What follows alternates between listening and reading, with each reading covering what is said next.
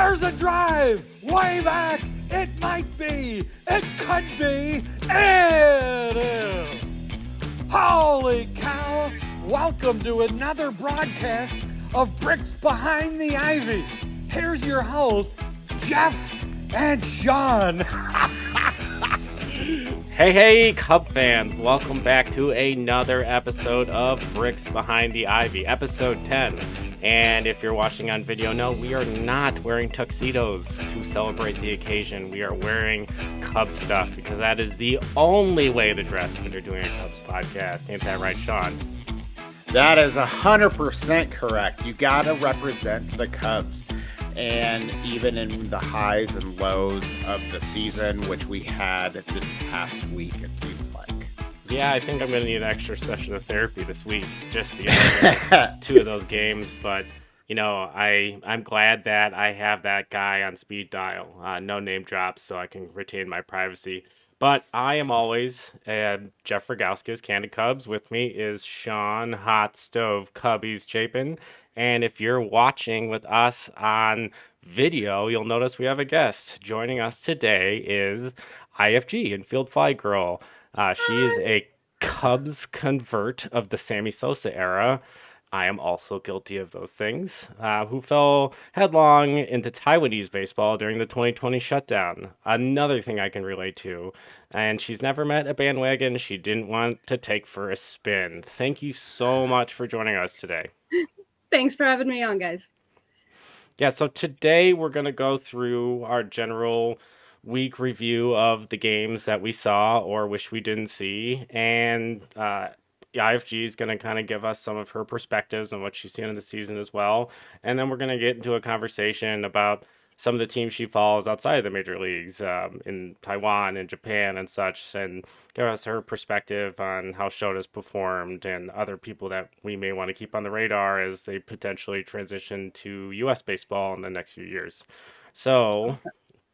Without further ado, and without any objections, I think we're going to run through the box scores. Are you guys ready? I'm so excited. I love when you do this.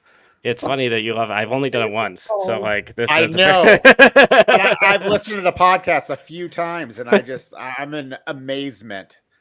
The talent there, Jeff.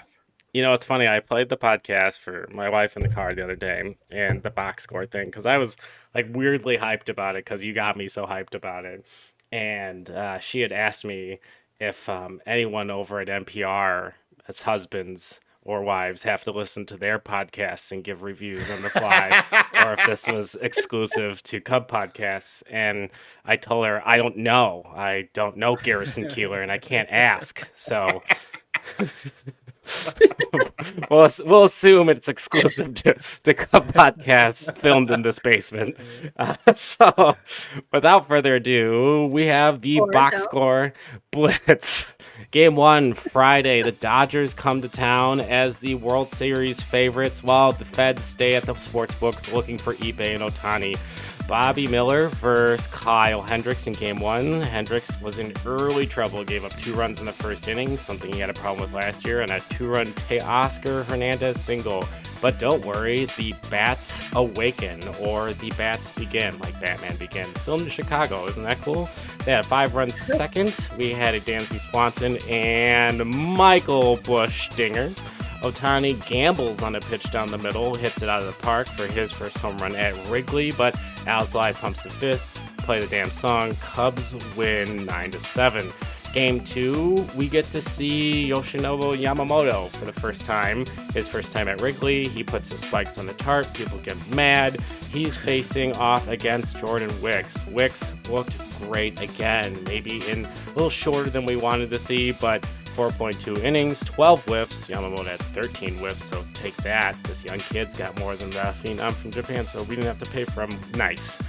Missed opportunity for him not to be on this team. But it wasn't the best game for the Cubs. They had a missed opportunity in the first inning. They only had 4 hard-hit balls, meaning balls hit over 95 miles per hour in the game. They lose 5-1. Not fun. And we got the swing game on Sunday, Game 3 of the Dodgers series. It's Gavin Stone versus Shota Imanaga. He's called Gavin Stone because he tends to get rocked. He gives up a bunch of runs early, 7 runs, in fact, in a rainy, terrible day at Wrigley Field. Miguel Rojas cries so hard they have to put the tarp on for a few hours. Huge rain delay. Cubs end up winning that game. Hours later, we get to sing the song, and we're off to San Diego, taking 2 of 3 from the world champion preseason favorites. Padres game 1. Absolutely. Padres game 1 was so fun until it wasn't, which was a theme from last week. They score 8 runs early. The ass man comes in and shoves for 5. Counsell tries to push him a little bit as the bullpen's taxed from being a little bit overused from having to be pitched on Sunday, and a game that ended up being longer than they anticipated because of the weather gets hit around. Bullpen comes in, does nothing. They brought in a pitching machine, Jose Claus, and he got hit really hard. Did not walk people, just got hit really hard. And all of a sudden, it was 8-7.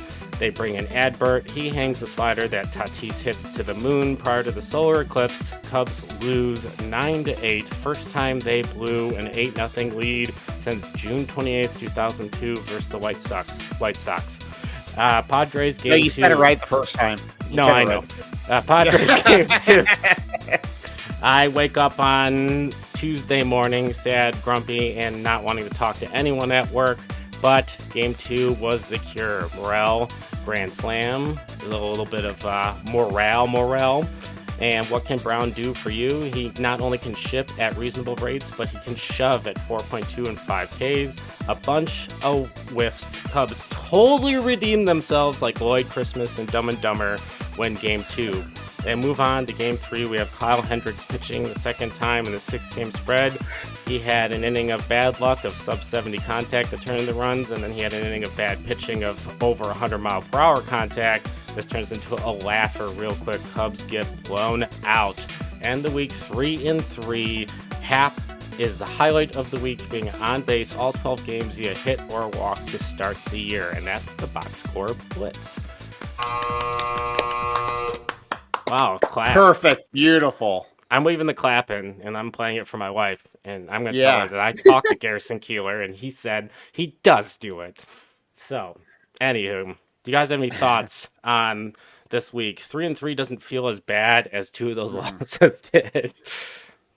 Well, congratulations to Yoshinobu Yamamoto for his first major league win, and he got to do it at beautiful historic Wrigley Field, so, good for him.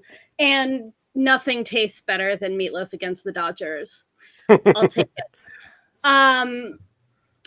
I so appreciate the sheer vindication that Christopher Morel is giving me. I'm a longtime fan. I follow Dominican Winter League, and my team is the Águilas Cibaeñas. And Christopher has been so fun to watch in that league for years now, and I'm like, everybody, y'all need to pay attention to this Morel kid. He's so fun. He's so great. And people are like, there's no room for him. He's not actually good. He strikes out a bunch. And guess what? I was right. Listen to me more often, people. Right. I like that passion because, Morel brings it every single day. My gosh. Smile on his are face. immaculate. Oh, yeah, and that smile.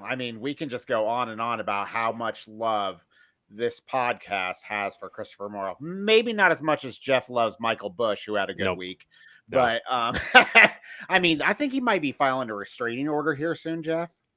He has to meet me first to actually get that restraining order, but don't worry, I'm coming. I'll send your love when I see them in Seattle.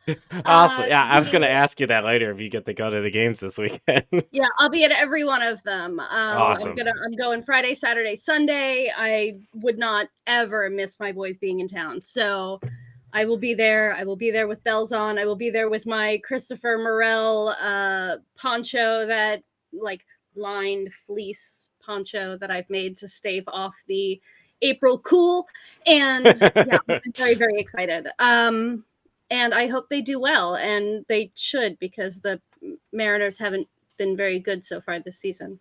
Which is surprising. I mean, you look at that starting rotation, and you're like, why is that not good? Because I mean, they can't hit baseballs. Yeah, that's gonna They hurt you. yeah, that's tough.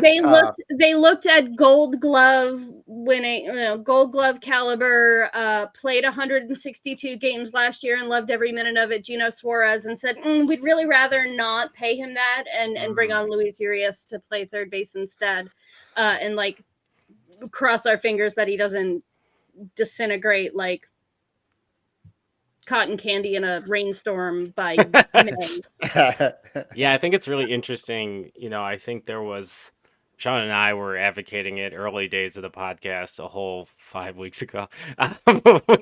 We were talking about just potential trade partners for the Cubs, and the Mariners and the Cubs just felt like a partner of destiny. Just the high end pitching that the Mariners had, and some extra bats the Cubs had. I mean, there's still an opportunity at some point for potentially something to get done, but I really thought when they moved Eugenio, I thought that was going to be a precursor to, I'm so sorry for saying this, knowing how much you love Christopher Morel. Morel getting dealt. I thought there was no blame there. I have been saying, I do the Son Ranto show with Danny Rocket and Michael Cotton, and I have been saying for like all off season and maybe even a little bit before that, I was like, what would be a really great deal if like they traded Christopher Morel for like an Emerson Hancock straight up, because like then the Mariners would have an infielder who knows what a bat looks like, and we would have a starting pitcher in our rotation of defunct and very, very old, blessed, beloved starting pitchers like Kyle Hendricks. Oh, my heart is breaking. I know, like, here's the thing. Like, I love Hendo with my whole heart, and he is the last remaining member of our beautiful 2016 team, and I see the Hendo on your wall there. My son is named after Kyle Hendricks as well. Oh like God! That. I did like this. I'm like the violinist on the Titanic with this one. Yeah, like, right. I'm going down with the boat. I don't 100%. care. And I said it online. Was it yesterday? And I stand by it. Like, I firmly believe that Kyle Hendricks should never throw a pitch in any other uniform. No. Yes, like, right. I don't care what you have to do. Give him a desk job somewhere and let him play with numbers, or turn him into some kind of coach. He loves numbers. He talks about them he all the time. Numbers. That would be great. I think it's... Turn him into some kind of coach. Let him be like a mentor. Just pay him to never pitch for anybody else, just so that my heart will never have to break. I think the thing that I struggle with Hendricks, and I'm trying to be reasonable and logical about his numbers, while also like the fan heart takes over specifically for him more than any other player. Like it's three starts, and he has had seasons where he's started this way. So I'm not entirely discouraged. I'm not out with the pitchforks like a lot of other fans are. I know there's been a lot of association with him and where he's pitched in the rotation. Like he was the number 2. I'm like, well, not really. I'm sure these things are part of matchups and stuff. I had him in my brain as the 5. Like he's a great 5. Like he is a guy that's going to give you innings, hopefully, and he's going to, surprise you with some really good starts, and then there's going to be ones you throw out. But the issue I had him in my head as a 4, thinking that we just simply don't have a 5. Like a 5 is we have a 5 by committee. Yeah, exactly. Just like we don't really have we sort of have ones that are like really good 2s. Like it's just that's not a discount of Shota. It's just we like if you're thinking No. I think I was hoping that Shota would be our 3. Like that was my hope. Yeah. And that he would play his way out of being the 3. Yes. But I think Justin Steele is without a doubt our 1. And and that's great. If he plays this year what he did last year, then awesome, perfect. Keep him as our 1. Because I don't see us going out. I don't see the Cubs going out and spending the money to get like a marquee No pun intended. A marquee starting pitcher, right? Like we're not paying the money for. That's a marquee. That's the closest thing you're gonna get. Yeah. That's it. They were like, we have a marquee at home, and our marquee at home doesn't. Yeah. Um, That's I've been thinking about that for weeks of just in random podcast marketing and things, and thinking about Juan Soto next offseason and being like, we have a Juan Soto at home, and like the Juan Soto at home is Owen Casey, which is not a discount on Owen Casey. He's had a really hot start and he looks like a really good bat, but like Juan Soto is a generational talent, so like, it's just like, and you're worth $5.3 billion, like open the checkbook to go get a player that transforms this offense into something unreal. But and the last time we had anything close to a generational talent, it moved went to to Colorado. and Yeah. depression. And is getting death threats. Yeah. Well, yeah. I mean, like we spent Chris Bryant's entire career arguing about when he was going to get traded to somebody else. Yes. Which is and that unfortunate. Sucks. Like it sucks that like one of the best players in raw talent to ever play for the team never got to feel comfortable as part of the team. At no point in Chris Bryant's career was he ever just going to be here forever. And like the fan know that, and he know that, and the team know that, and just everybody know that like that's our guy. Like, when was the last time the Cubs had a guy who was like their guy? You know, when would like I think of like the Giants and Brandon Crawford, right? Or you know, where like that's just their dude, and ride or die, he's their guy, and he never has to think about where he's going to be next season because he's going to stay right where he's at. And like when was the last time? And we're full circle already. It might be Kyle Hendricks. Like that's like I think it might be Kyle. Like that's like just staple him to the ivy. Like don't let him go. I don't like that's.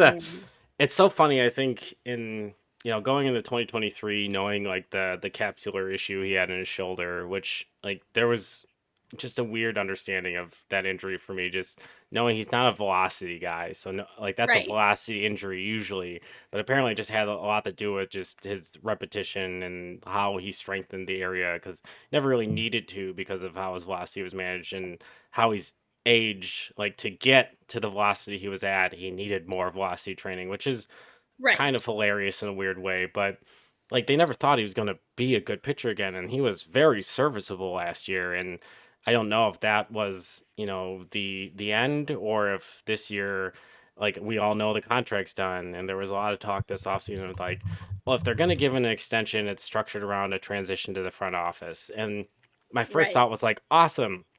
It never my thought was, oh, they know he's cooked, like, and they want him to have an option. And now I'm like, after these 3 starts and haters jumping all over me on the internet, like I'm starting like, well, maybe they do know something, and they're like, please stay, just don't pitch. Like it's like how they're feeling. Yeah, but, like never go anywhere. Just sit there and look pretty. And never wear we'll another still give you uniform. chocolate milk after the game. game. I swear to God, if Kyle Hendricks ever put on like a Cardinals uniform, I would jump off a bridge. Yeah, I'd throw up. Yuck. Oh God, I don't want to think about that. Yeah. Sorry, that's where my brain goes. It's that to us like I'm broken. I think on that really disgusting note, it's time to talk about an update in the standings and the records in the NL Central. We have the Milwaukee Brewers starting out hot because everybody expected that with that roster at 8-3. The Pirates, another team everybody expected to be super good, are 9-4. Cubs right behind 7-5. Cincinnati Reds living in the land of mediocrity of 6-6, and America's team, St. Louis Cardinals, 6-7. Greatest fans in baseball. Exactly. Greatest fans in baseball. Dear Cardinals _live, thank you for coming on our show, but we will jump on the Cardinals whenever we can. We're sorry, sort of. So not even a little sorry. You're getting to go to the games, IFG, this weekend. Well, let's talk about this, the next 6 games before our next recording. Cubs have 3 with the Seattle Mariners, who are off to a 5-8 start which is not necessarily ideal, but we kind of briefly touched on the roster and the lack of offense. Cubs are going to be throwing Jordan Wicks on Friday versus Bryce Miller. We'll get hopefully an opportunity with the roof to see Shota Minaga get deeper into a game versus Emerson Hancock on Saturday. And then Luis Castillo, a guy I didn't really understand why the Reds ever got rid of, versus the Ass Man on Sunday. So some pretty solid pitching matchups there. And it's a quick turnaround right off to Arizona to close out this West Coast trip. And they're off to a 6-7 start. Their bats started pretty slow. They're heating up. Corbin Carroll's been hitting the ball really hard in his last 3 games. We'll have Brown. I'm guessing Ben Brown's going to get another start here versus Merrill Kelly. And then Kyle Hendricks versus someone named Thomas Henry. I'll have to look into him. Don't know who that is. Can't be Kyle. Yeah. And then we'll have Jordan Wicks again versus Faat. Pfaadt. I'm assuming that's, as I don't know how to say his name correctly. Is but it Paf? I don't know. Fat. All I can think of is like. Is it a silent J like yogging? Yes, yeah, like jogging. I don't know. It's a new fad. Everybody's doing it. But it's the pancake breakfast. We do it every Sunday. So yeah, I think this is a really good stretch for the Cubs. Neither of these teams are world beating offensively until they face Kyle Hendricks. I'm just kidding. Isn't Kyle on the IL? Kyle Hendricks? Did they just put him on the IL? Yeah, I think he's on the 15-day as of right now. Whoa, Really? Did not see that. Breaking news on I know. I did see Kwas got sent down to Iowa just now. Yeah, I did see that. So we're no, he's been placed on the injured list with shoulder inflammation. So interesting. That's okay, where we're at. And he's. I don't want to catastrophize too much. Like, he always kind of starts off the season slow, just like he always starts off every outing a little bit slow, like, the Kyle Hendricks first inning. But, gosh, it's scary. Yeah, I think, it's interesting, too, like, looking under the hood. I've looked at the, just, like, some of his pitch movement, because I thought maybe there was a little bit of, like, some concern in a lack of horizontal or vertical movement, and there's nothing that like really jumps out. Like, he is actually averaging a little bit more horizontal movement on the sinker and the changeup than he was last year, and is more at kind of his career norms in that perspective, and he's actually getting a little more drop on the change. So my thoughts early on was just looking at these numbers like, well, I guess his command then, maybe he's getting a little more drop. And it's been very interesting, specifically with some of the Cubs that have struggled in the pitching staff, that has been a really common theme, with more horizontal movement than last year, but just poor location. And that's why I'm like, well, are you not aware that your pitch breaks more than it used to, and like you're trying to ebb and flow? Because we saw like a very like solid like day after adjustment from Adbert Alzolay, specifically versus Fernando Tatis. He had thrown that slider that just hung over the corner of the plate, and he hit it into the eclipse. And then the very next day, he struck him out on the same pitch because it dropped more, and he had a little bit of higher velocity on it. And I don't know if he just had a little more confidence in throwing it that way, and he was just trying too hard to throw as a strike. Not sure like what shifts specifically in the data there, but yeah, it's just been very interesting. The guys that have been off have been seeing significant more movement, and that has been turning into walks, and you're hoping it's like a delivery issue or something else. But I feel like these are numbers they probably were seeing in the spring as well, and should have been adjusting to these things. So I'm definitely going to keep an eye on, and now that Kyle Hendricks is hurt, like I was going to keep an eye on that for a few more starts to see if this was like some sort of anomaly or a sign of maybe overthrowing and the beginning of a regression. But if there is truly a shoulder issue, and not trying to be that speculative reporter, but I think this does give them an opportunity to reevaluate and let Kyle work on some things in a window, And then when Jameson Taillon is done with his rehab, there is actually a potential of them being able to call him up early and have him as like a swingman for like 2 rotations, like they've been doing with Ben Brown, and like really just having him face major league hitters out of that pen. And because I think that's the worry, I guess, with a guy with Hendricks. Like you're not optioning him. Like he's either in this No. rotation or he's not in the rotation, because that just doesn't play in the bullpen. He's not giving you length out there. It's just either he's starting or he's done. Like that's what it is. There's no middle ground, which is what's And so even challenging. then, I don't see a situation where they're gonna, DFA him or anything like that. It just doesn't seem like something that this front office would do. I mean, I know he had a bigger contract, but we saw that same front office hold on to Jason Hayward as long as they did. So I don't see that taking place. And plus, and similar, it's 3 very stars. quality Let's see what player, happens. But yeah, legendary Cub Eric Hosmer, this front office held on to. Oh. They respect No, him you so gotta much. put $1 in the jar. Yeah.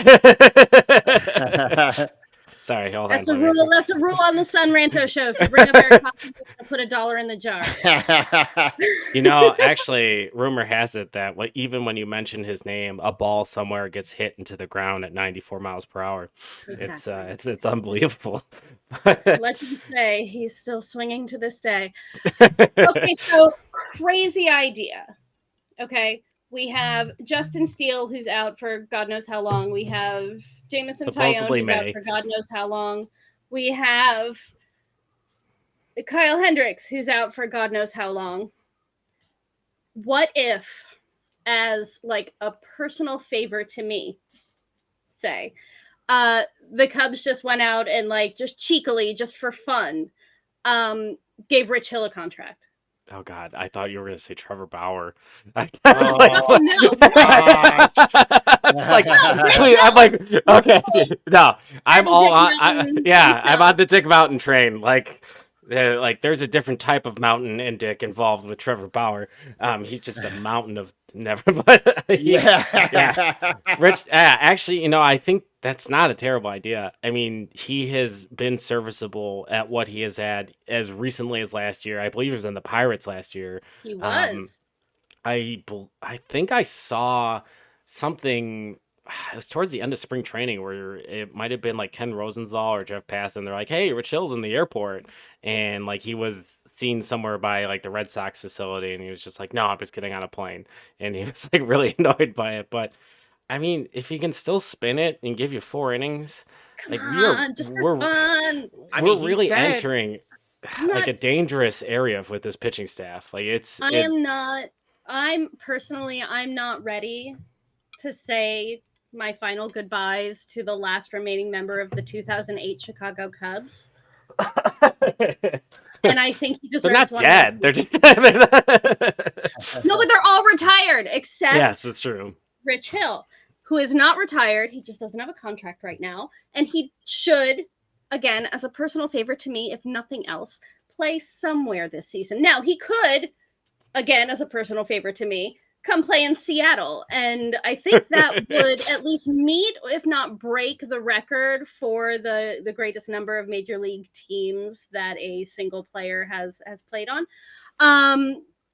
Or he could end his career where he began it, right here with us in Chicago. Sure. And I think that would be fun. I remember when he was on the team, and the first time I saw that guy's curveball, I'm like, this is the guy. This is it. Yeah. I was all aboard. Like this, and just never understood why it never turned into like this elite pitcher. He was a good pitcher, and just I loved watching that guy pitch. And yeah, I don't even remember how his tenure with the Cubs ended. Like, was he just a free agent and they just didn't sign him? Is it really that simple? He was a baby, so I know he had some injuries. Well, I mean, like he was a really old baby, but he was still a baby. Let me see here. He like a was with normal baby for 2008, but like now the baby's like Jackson Churio, who are like 20. Right. Yeah. He was 28 in 2008. He debuted at 25 in 2005, and then he went from us to Baltimore. I remember that. But that must have been like an off-season trade or something. Did he go with Sammy? No, Sammy was earlier than that. That was I can't remember when the Sosa era ended. It had to be like 2004, 2005. Man, we send a lot of stuff to Baltimore. Thank you for And Jake why not? Arrieta. And we get a lot of good from Baltimore. Exactly. We got 2 nearly Cy Young award seasons from Jake Arrieta, and then a really uncomfortable like disintegration of his public appeal, and one really terrible start in Milwaukee that destroyed the Cubs World Series roster. So, like we'll give and take what we got there. It's God there's giveth some and God taketh away. exactly. At least we'll always have the body issue.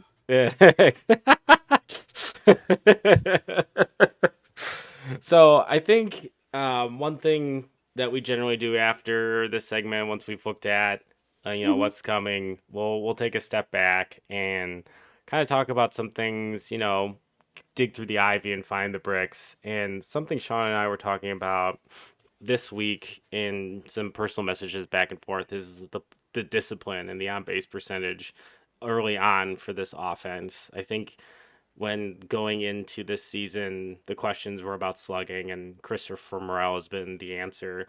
Maybe that should be his nickname. Maybe we should just call him the answer now on. I like it. I'm good with it. We'll move on. But he's been such a nice addition to the lineup behind Bellinger. Bellinger has not been off to a torrid start. His at-bats aren't something that I'm sitting here worried about. He's making pretty solid contact, and he is not striking out. There's still the good 2-strike approach. It'll come, but like it has been nice to see guys pitching around Bellinger and just getting punished by Morel. Which, Delightful. And I think it is important to bear in mind that Cody is kind of still finishing up his spring training right now, right? Like yes, he got correct. off to a little That's bit a of a great late note. start. Yeah. And so, I'm not, I'm not throwing him out the window or anything at this point. And I think Cody will be fine, or he won't, and he'll be fun. Like, who cares? Yes. Either way, we got him, and nobody else did, and that's what y'all wanted, right? Yes, that's exactly absolutely for sure. Yes, we were on that train for. Yeah, I think it was like our first episode. We were sitting and we had talked about the title of the episode was the off season, and we just kind of went back and forth of like it's been fine, but there's so many guys out there, specifically Cody Bellinger, that just changes the narrative entirely of what the season can be. And if it doesn't happen, then we need to have a very serious conversation. It ended up happening, but yeah, he's right. The linchpin. And like I was kind of, I don't want to say I was lukewarm about the situation, but I remember like trying to just reel people back in a little bit. I'm like, Cody is not going to be the answer to all of your thoughts and prayers, because signing Cody Bellinger is a lateral move. We had Cody Bellinger last year, and now we have Cody Bellinger this year, and that is the same. That's not better. That's the same at best. That's if he performs as well as he did last year, which we were all a little bit surprised about, let's be honest. And if honestly, he does that again, I was not. I've been on the Cody Bellinger redemption tour train for like 2 years, and I know I'm alone on that one. I always loved the swing. When Cody Bellinger is good, it's good for baseball. He's a fun player to watch taking that bat. And like as soon as I heard that there was a potential he's going to DFA, I'm like, Cubs are going to get him, and the guy's going to rebound, and it's going to be amazing. And he did, and that was fun. But we do, like, it was the Dodgers who annoyingly seem to have this ability to make people who can't perform. Let's say Jason Hayward, Teoscar Hernandez. Like anybody that you don't want, the Dodgers are going to pick them up and then make them annoyingly good specifically against you. Don't know how they do it. It's devil magic. They can't be trusted. I forgot where I was going with this. Anyway, Cody Bellinger, yay. I think he's going to be fine. I think he needs a little bit more time to warm up. He's been, sitting on ice for a little bit too long. And I think it's going to be fine. And I love the fact that Christopher Morel is putting the fear of God into whatever is left of people's pitching staffs all over MLB. Yeah, that chase rate has been such a nice surprise. Yeah, and his walk rate has been climbing too, like just a little bit. And his at bats are really fun to watch, just like Cody's. He really fights in there, and when he gets his pitch, he's not really missing it. And when it's not hit out of the park, it's hit really hard somewhere. Yeah. His average exit velocity is still extremely high, and we're getting into a pretty decent sample size. We're exiting, as we like to say, the small sample size alert on here. Right. We're gonna be next week. The 10% of the season will be done. We'll be 16 games in, and we'll have 90% of the season to go. But 10% is enough to start talking about some of the trends. Maybe not necessarily for the pitchers, but definitely for the hitters, especially the ones that start. It's enough of a plate sample size to see where they're going and what they could possibly do. And yeah, it's been a nice surprise up and down this lineup to see guys, taking long at bats, taking walks. I think that has been. It was on Parkins and Spiegel the other day here in Chicago. They had Nico Horner on, and it's been noticeable that he's taken a ton more walks, and the hits haven't necessarily been falling for him. And he talked about just like a team wide approach of the idea of getting on base, and yeah, I think these are a lot of the weird minutia that I've been just flagging and writing notes here and there of like that I'm referring to as the Craig Counsell effect. Like he seems to push against the brass and he seems to push against the status quo. There's a lot of comments about that this offseason. Like Jed Hoyer even made like kind of an off-color comment of like he's afraid to call Craig because like he's always challenging him on something. Which I love that. Yeah, where like when he as it should be. Exactly. I'm sorry. I know it's sacrilege, but I've been a huge Craig Counsell, the manager fan for quite a long time. I was saying back in like 2019, I think I've got tweets out there where it's like, hey, what if we like snuck into Brewers camp in the middle of the night and just like stole Craig and like left Joe Madden there? Just for fun. Like bag overhead. Like bag overhead. Exactly. Bag overhead, just pull him away. Just get him the Joe Madden glasses. And just see if anyone notices.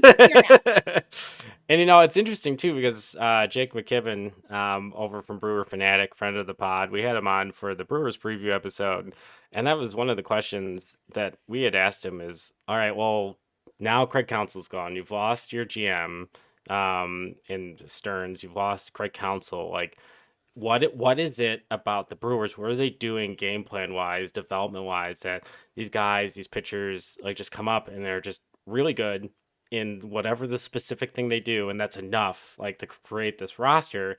And yes, it's very early in the season, but it seems like it's still there, which like makes me feel like it's not just Craig, or based on some of the things I've read at The Athletic from Sahadev and Patrick this offseason, like Craig's fingers are everywhere in this organization. Like they like would come into the office and they found him like in a sweatshirt, like breaking down the Ivy computer.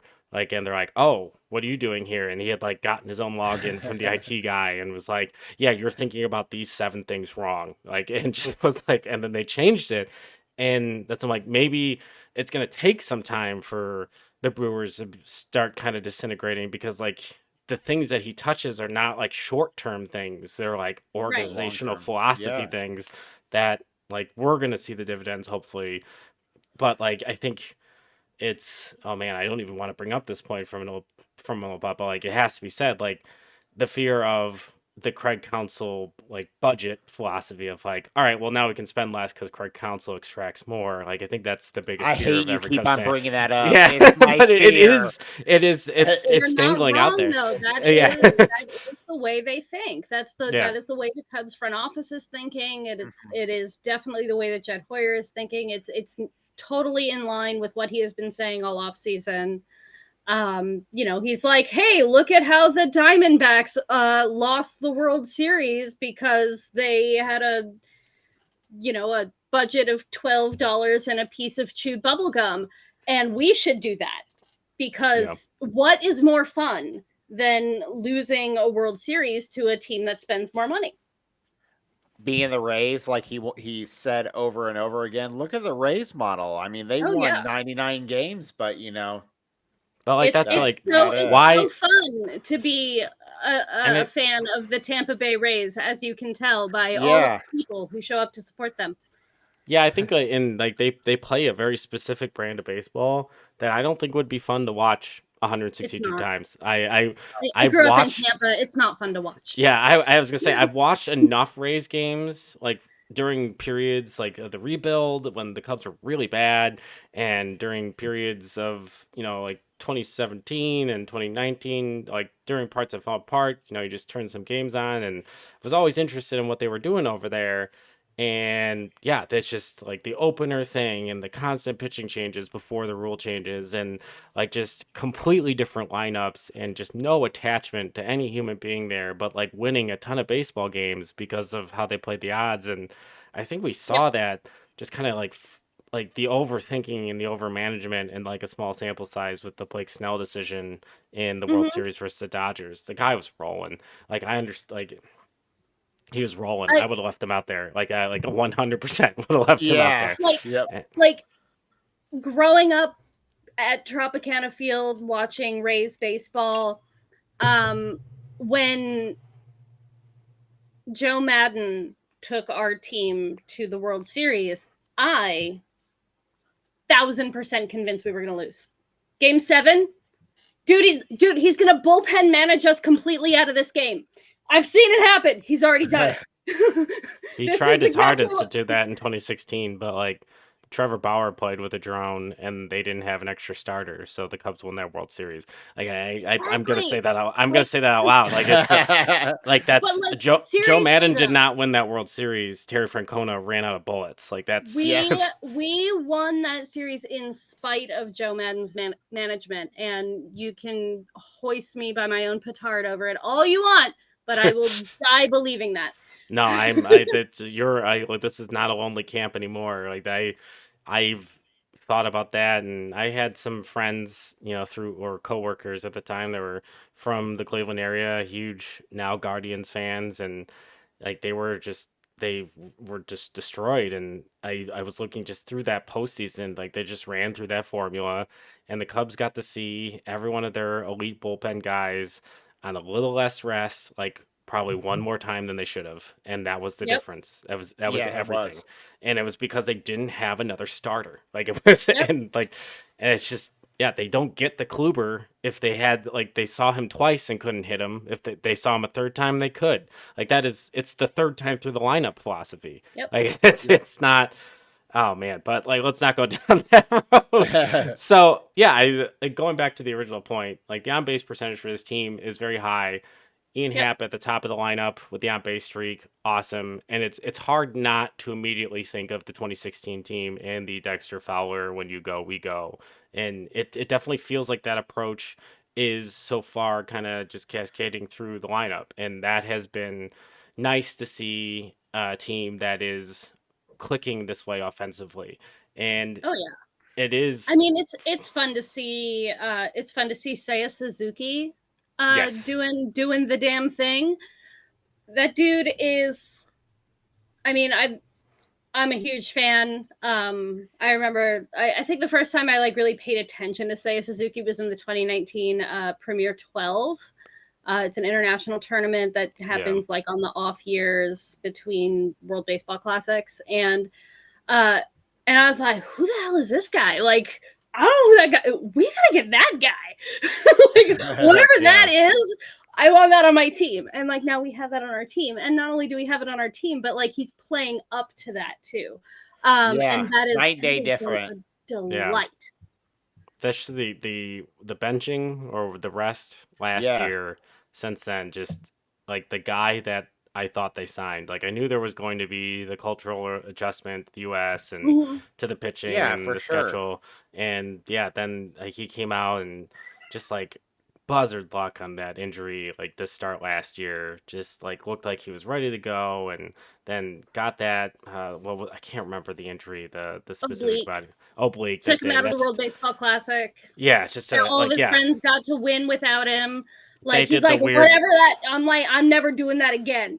Yeah, the weird, like when the White Sox did it with Eloy when they put the jersey in the dugout, they did that with him too. And it's like he didn't die, he's just not here. Yeah, Like, he's just not here. he's, He's he's missing it. He's he's not hurt. dead. Yeah, like that's Yeah. I just thought that's such a weird homage to a teammate. It's like it'd be like putting like a black thing on your arm for a guy who got like tore his Achilles. Like that's like no, he's coming back. He's not dead, but. No. Yeah, it's been nice to see. Like I think you look at the top of the Cubs lineup with Seiya, Belly, Morel, and the way that they're playing. Like that is the slug. That is the feared batters that you hope this offense would have, and they've had it. And as much as we've slammed the front office at times, like credit the Jed on holding on to this chip and Morel and. Giving the money to Seiya Suzuki and kind of Yep. seeing potentially the potential there and Yeah. yeah, getting Bellinger back here, and it is a stopgap for other options they want to try in center field. But while he's here, we'll enjoy watching him play and stare weirdly high into the mist between innings, and yeah, well, it'll be nice to see, and yeah, it just the vibes of the 2016 offense is there. It's just yeah, I think the pitching depth is being very challenged very early. And Yeah. I would have argued a few weeks ago that there was no necessary need for like a Jordan Montgomery. It was definitely a want. And now it's just like, well, there was pitching out there that could have covered Available. innings. Yeah. And it's Yeah. and they're Michael still like Lorenzen even. yeah, I mean, exactly. It's like just major league quality pitching out there for the price of money, which was always supposed to be like the Theo Epstein school of thought of like using actual liquid capital versus player capital Yeah. to acquire a player was the preferred method. And that Right. I mean, at the and time, like you didn't have a whole lot of player capital that you wanted to get rid yeah, of. correct, yeah. And we are there right now. We're kind of more at a place where like there's a whole lot of player capital that like nobody wants. So it's only money. Like buy the guy with beer bats. Figure it out. Um, what do Yeah, y'all it's- think about Shota though? Yeah, I think that's a good transition. Oh, I love him. Yeah, I think What a delightful human being. He showed up Right. and he's like, I have decided I live in Chicago now. I am going to become more Chicago than a deep dish pizza. yeah, it's true. And he's so Chicago. He might even be like a thin crust tavern pizza. Like he'll be back. Don't worry. He pops on and off. But yeah, Shota is he.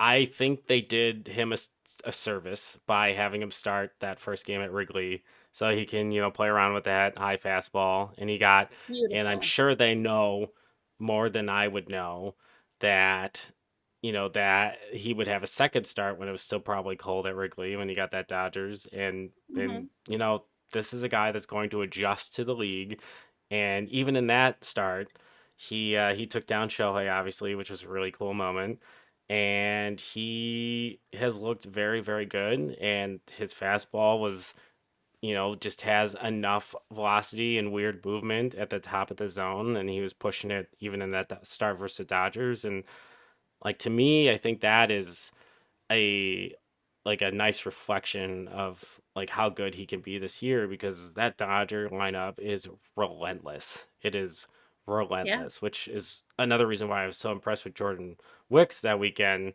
and his 14 whiffs. Like, yeah, he only threw 4.2 innings and he really had the work, but like that is a lineup that like you can go back to the dugout with 7 Ks and 4 hits and 4.2 innings and go, yeah, that was a good day. Like that's that is not, there are no breaks. There are no breaks. It's no breaks, all gas. They're all the way down, up and down. Not Jan Gomes gas money, like actual gas money, just all the way through. And Shota still hasn't given up a run, has he? No. Nope. Word. Just keep it up. It's like 162 more games. It's fine. You got it. Exactly. That futures bet I have on him winning Rookie of the Year is looking pretty damn good. But yeah, I think he's exactly what this rotation so far is. When Sean and I discussed, was he is exactly what they needed at the top of the rotation. he is swing and miss, which we haven't had swing and miss on the rotation as much as we would like. And we also just need a guy that can eat some innings, which I'm hoping as he transitions, that's going to be something he can do, because as much as Marcus Stroman was hurt the 2 years he was on the Cubs, he still averaged 140 innings, and that's 140 innings they needed to replace. And that number is feeling larger and larger as more starters go down in this rotation. You sound so sad. Okay, but there are good things because he hasn't given up a run yet. He led, I believe, if not the Central League, then all of NPB last year in strikeouts. The dude is good at hurling that rock. And I'm glad that he's doing it for us. He's a lot of fun. He wasn't the showiest NPB posting, and he certainly didn't take in the most money.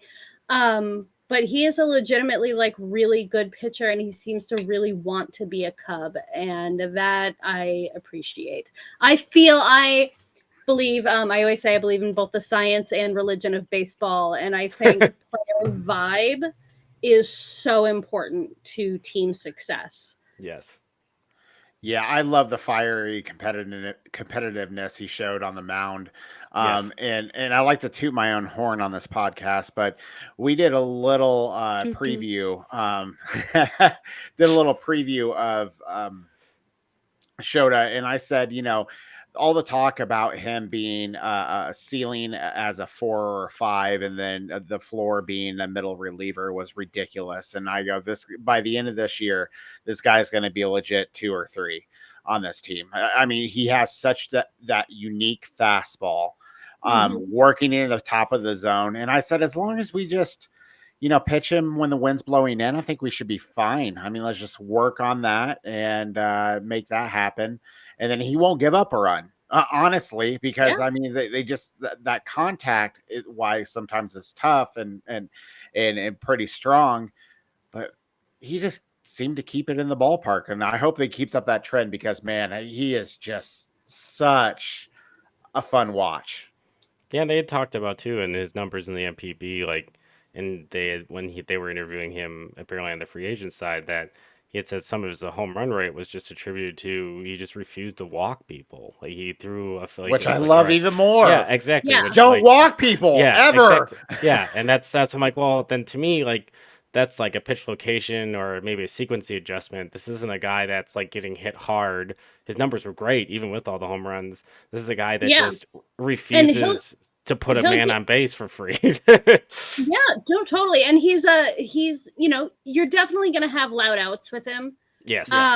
But Yokohama Stadium, there is a part of Yokohama Stadium that is just really easy to get the ball out. And if that's where you're doing half of your pitching, then you're going to run into that problem. It's like the short porch in Yankee Stadium or something. Oh, wow. We need to add for Shota starts. We need to find the ballpark factor adjustment graph that exists where it shows how many ballparks it would have been out of. Yeah. And get all the MPB ballparks in there, so we can, could just start having discussions about whether or not that would have been a home run in last year's numbers as well. Exactly. I think we need that. And then we can add national parks, so we can pay homage to Major League 2 when they tell Rick Vaughn his home run wouldn't have been out at Yellowstone, which is there you go. One of my, this would have been a home run at the Polo Grounds. So I think it is time for Pick to Click.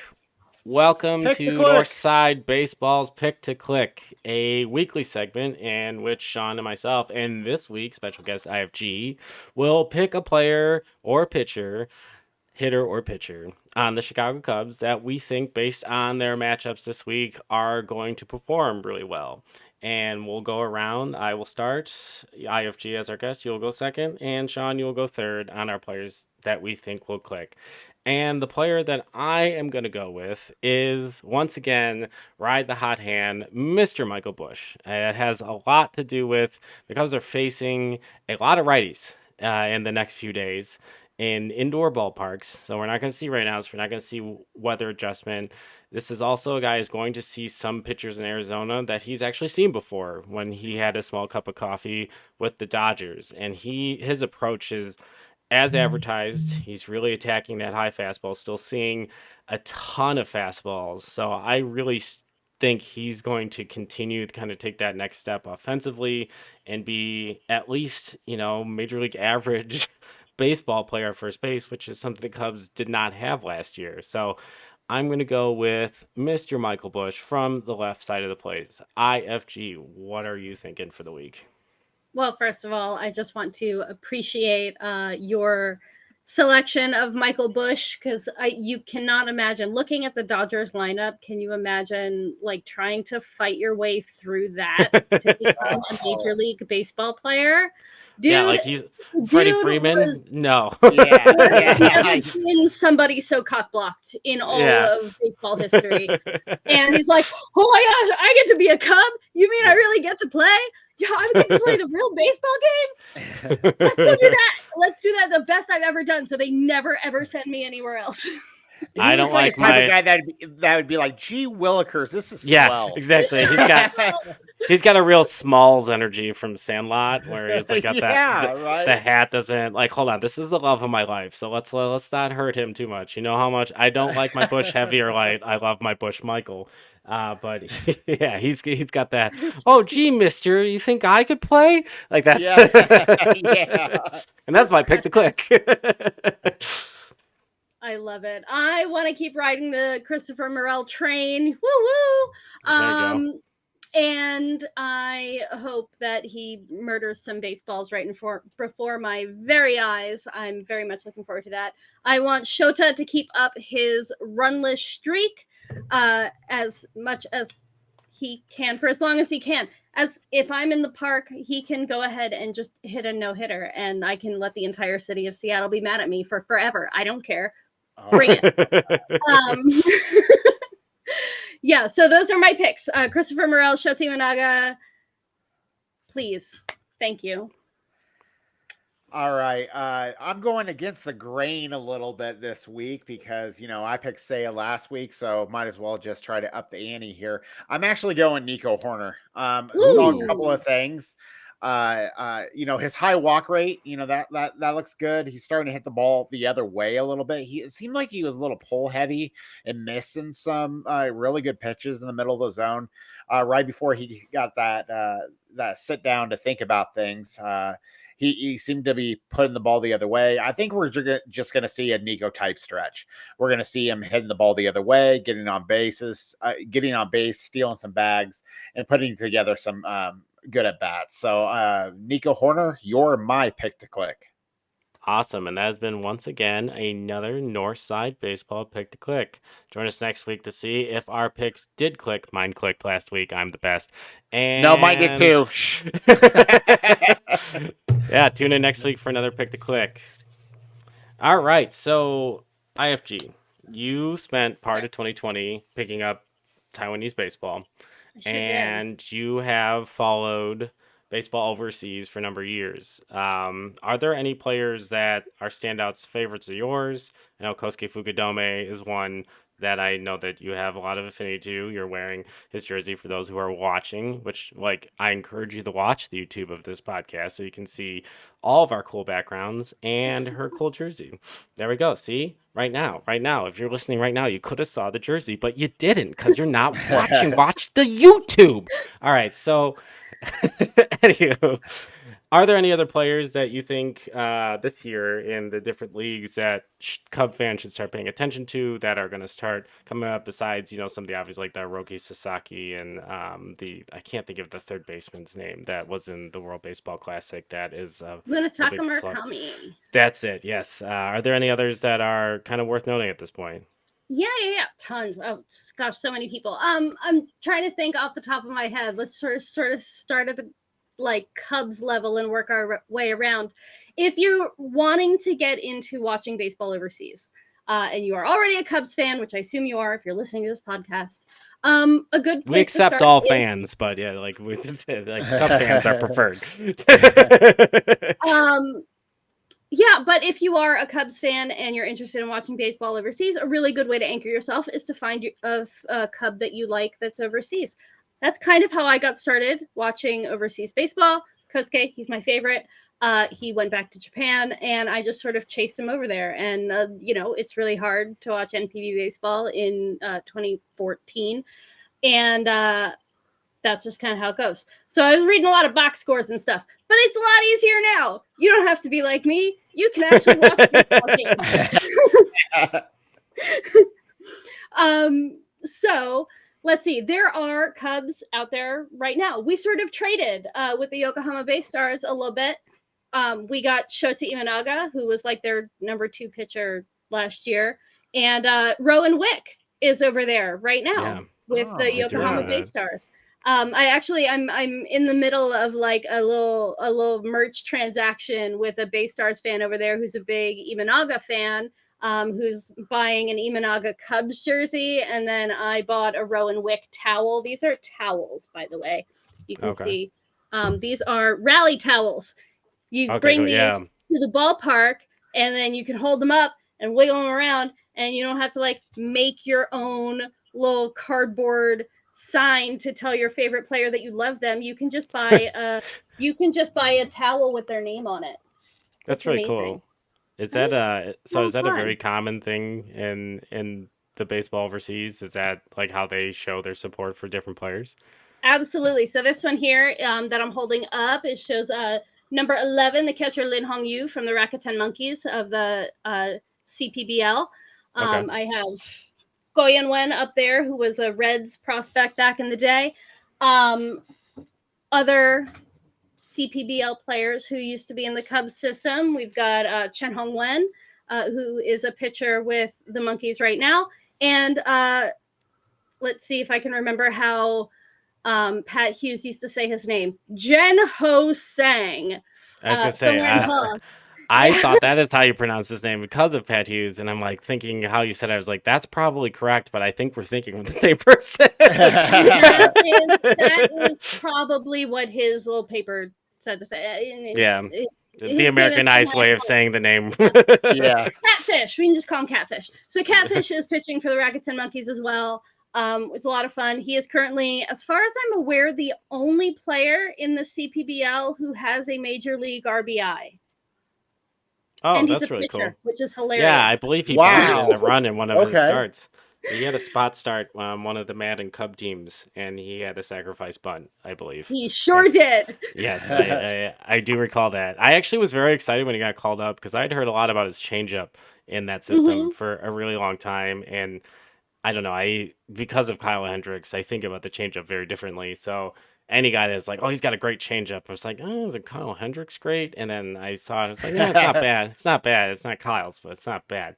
And I remember like tuning into his start specifically, and I think he played some high-powered offense. Might have been like Philly, and like had like 4 like shutout innings in his debut, and like looked pretty good, like for just having to come up and pitch back when the Cubs were doing that late in the year and kind of covering some injuries. But yeah, glad he found a place to land. I think that is definitely a good way to like get into weird sports, is like following players you like from somewhere else. Like that's absolutely not baseball related, but I've followed a lot of my alma mater, Valparaiso, their basketball players overseas. So I have watched a weird amount of EuroLeague basketball in my life. So like just continue to support these guys I saw when I was on campus. And that's actually really cool. So like the towel thing, the question I have about is, so are the players aware? Are there like special colors for different players so they're more aware of like you have their towel because if people are like waving it, or is there just kind of like a team centric color and like the name on it is like, you know what the name is on it, it's not something the players can recognize on the field? Yeah, it's a great question. There are so many different kinds. So I can show you, I usually keep them up on the wall, but there are, let's see, where's my other one? Yashin, where are you? There you are. So, like, just as far as the Monkeys go, I got both of these towels in 2020. And so this one here, that is Lin Hong-yu, and that just has his name on it, right? That right there, just his name, Lin Hong-yu. For And those then who this are one, listening, we have a scarlet and gold towel with Japanese characters. Japanese, correct? Chinese. Chinese characters across with an image of a player. You Yeah. two can And this own one. is Yang Yao Shun, who used to be a Pirates prospect like 10 years ago.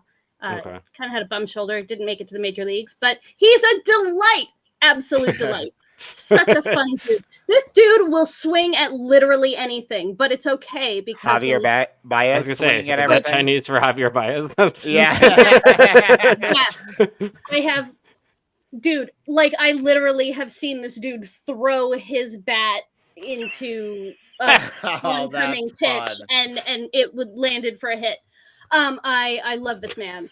So this is Yang Yao Shun. He is now currently playing semi-pro baseball in Taiwan because he's like 43 or something now. But yes, delightful. Love him. And so this is a big thing. I cyberbullied the monkeys into making this towel for me. They had not planned on it, but I needed them. That is so cool. So yeah, and then we have, like this one up here is Roki Sasaki.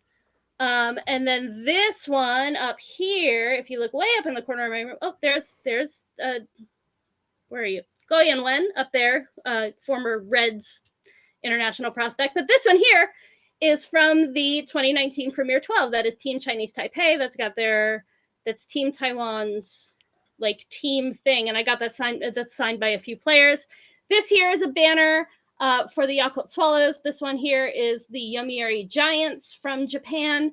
So there are lots of different things. Sometimes they are team towels. Okay. And sometimes they're player towels.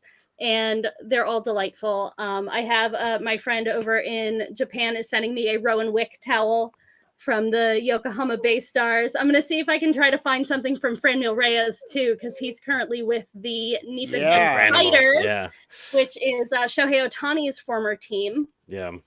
So Franny Mal is over there. He's already hit his first home run. That's very exciting. There are some great players on the Fighters, by the way. Do you remember, you guys have been around for a little bit, do you remember... Is that an old joke? That's how I've hold on. Wow. I guarantee neither of you are older than me. It's fine. So, do you remember the 21st night of September? Tsuyoshi Shinjo from the Mets? Yes. Does that name sound at all familiar? Yeah. Yes. So Tsuyoshi Shinjo is now the manager of the Nipponham Fighters. This dude is so extra, it's ridiculous. Like season before last, Wait, was Shinjo, was he an infielder or was he the relief pitcher? Outfielder. Okay, Yep. Oh no, I'm thinking of Shinjo Tatsu, the closer for the White Sox, the short. Oh yeah. Yeah. So that's I'm not. No, Shinjo is like as extra as they come. His first year as manager for the Nipponham Fighters, he literally like flew into the home opener on a whole fucking hovercraft. What? Because why wouldn't you? He had his name officially registered in the NPB register as Big Boss.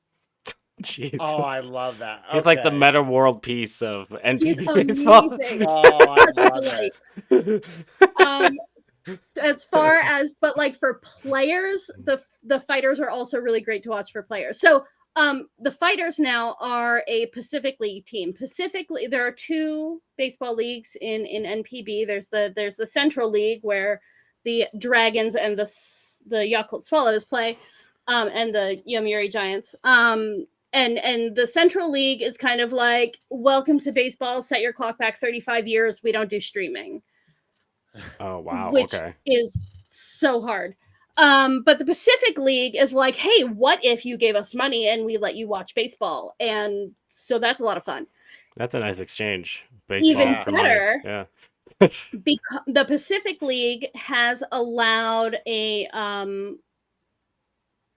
group of people to do on a delay. So it's like happening during our awake time. I have to wake up at like 3 a.m. to watch baseball. Y'all don't have to do that. You can go to Pacific League TV on YouTube, and they have on delay Pacific League baseball games with English commentary overlaid. Oh, wow. Wow, that's cool. So that is a really good way if you just want to like sort of dip your feet into watching baseball. From Japan, highly recommend the Nipponham Fighters. They're a lot of fun. Do they win all the time? Not really. Do they have Chusei Minami, who is just a blast? Yes. Watch Chusei play baseball. He's fun.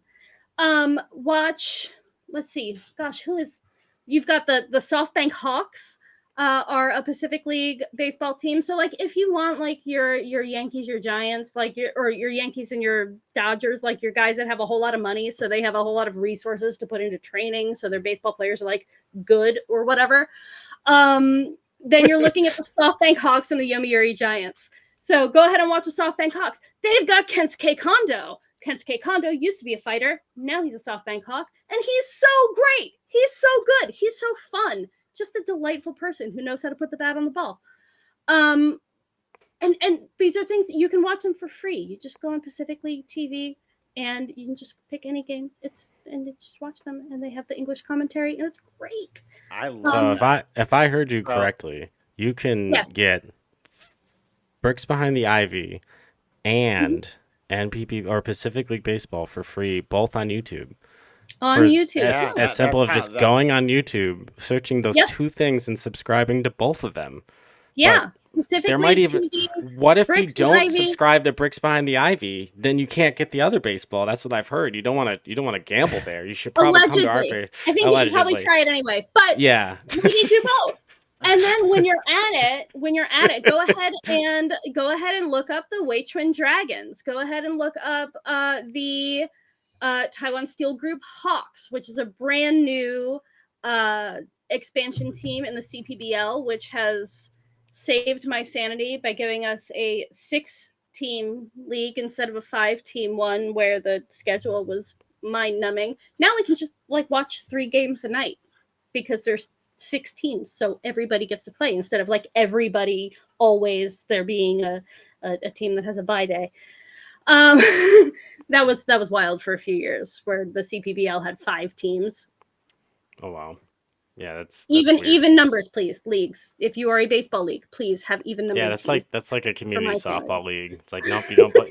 Take the beer home, guys. You don't play this weekend.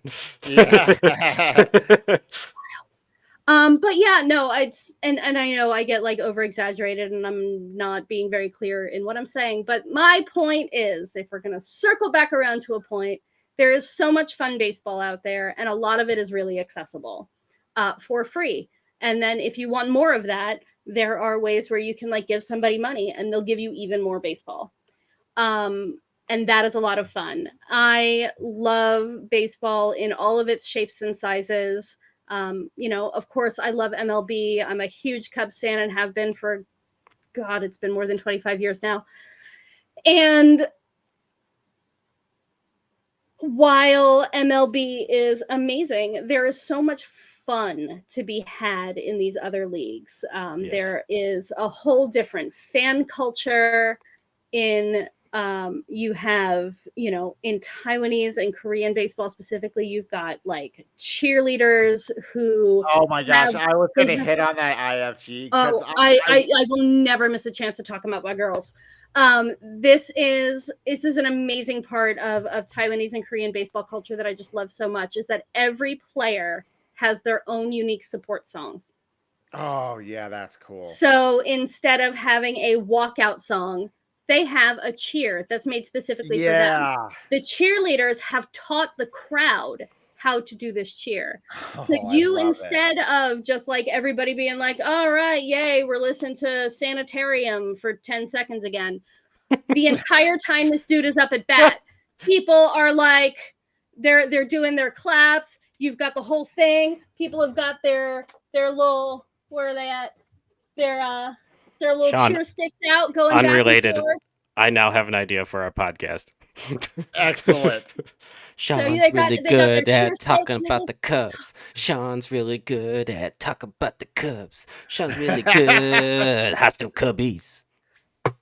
So I've had the privilege of talking to a few people who served as foreign pitchers in some of these other leagues, and they will tell you, man, so there is real home field advantage when you're playing in Taiwan and Korea, because when your guy is up pitching, you are sitting down, you are watching, you are giving this guy all of the space that he needs to focus on the task of throwing that baseball. And when the other guy is up pitching, the other team is up pitching, you have 10,000 people with their bright, shiny sticks waving them all over the place. They're screaming at you. They're doing like this chant that is designed to psychologically destroy your brain and your focus, where you think you're throwing the ball straight and it's going sideways. And that is a whole thing that they have to adapt to. It's so fun. I love like the sheer fan interaction aspect of it. It really does make it feel like you as a fan are a participant in the sport too. And I love that so much. I'm going on YouTube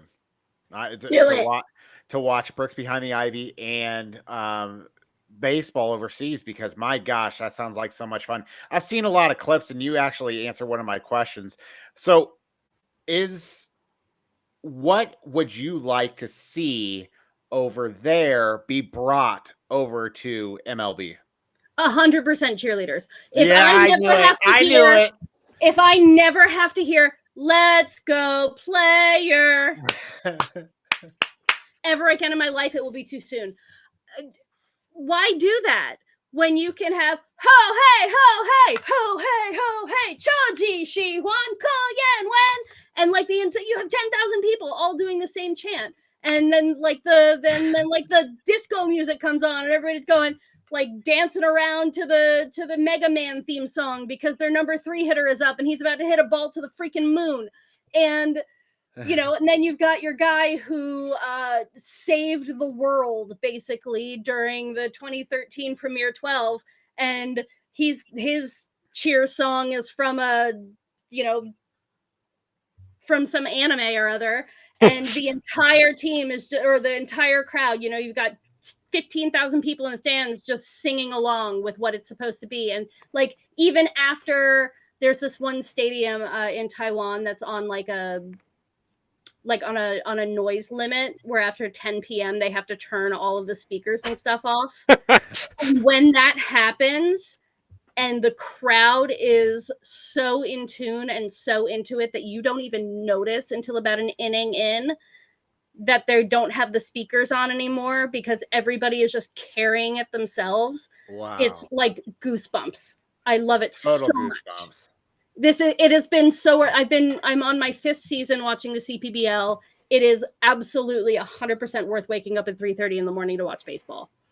To me, I mean, like y'all, I'm nuts. Don't listen to me. But meanwhile, in the United States, it turns out we just all learned that if you cheer for a player that's struggling, they start to play better instead of booing them.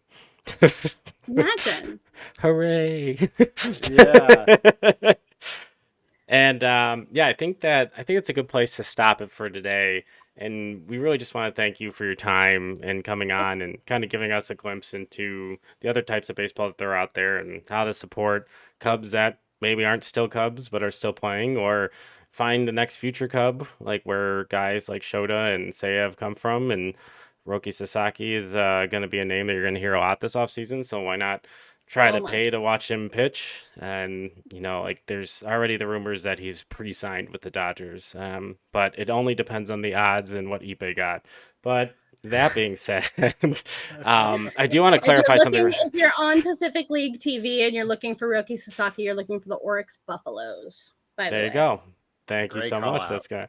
So I just saw a tweet that Sports Illustrated irresponsibly shared that Kyle Hendricks is on the injured list. He is not on the injured list. Did I hear that?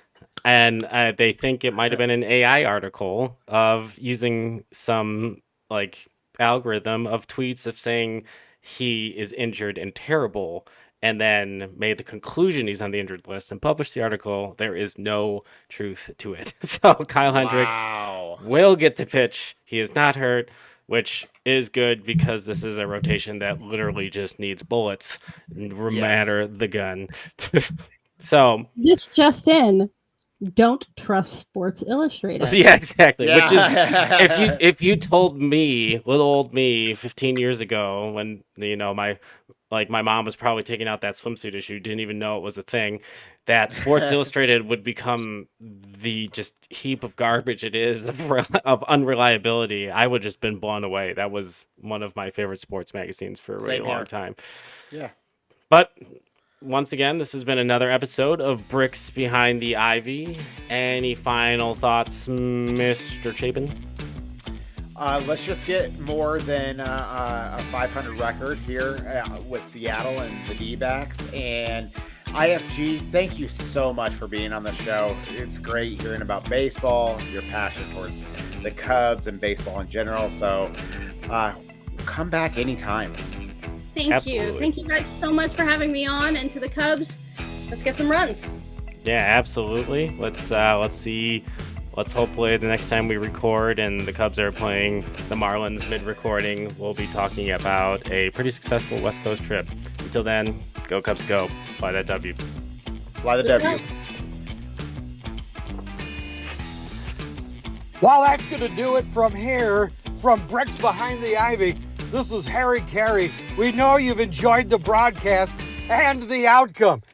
Be sure to share, like, and subscribe to this wonderful broadcast that they've done and the podcast going forward. Be sure to also check us out on YouTube and Instagram and whatever else is out there on the airwaves. And we want to thank Jeff and Sean for putting this all together and keeping us all Cub fan entertained with their knowledge. You know, I also love to always say that Jeff's last name spelled backwards is Sikasugar. And Sean's is Nipak. Boy, oh boy, it never gets old. Well, that's going to do it from here. So from all of us here at Bricks Behind the Ivy, this is Harry Carey saying, go Cubs, holy cow, and so long, everybody.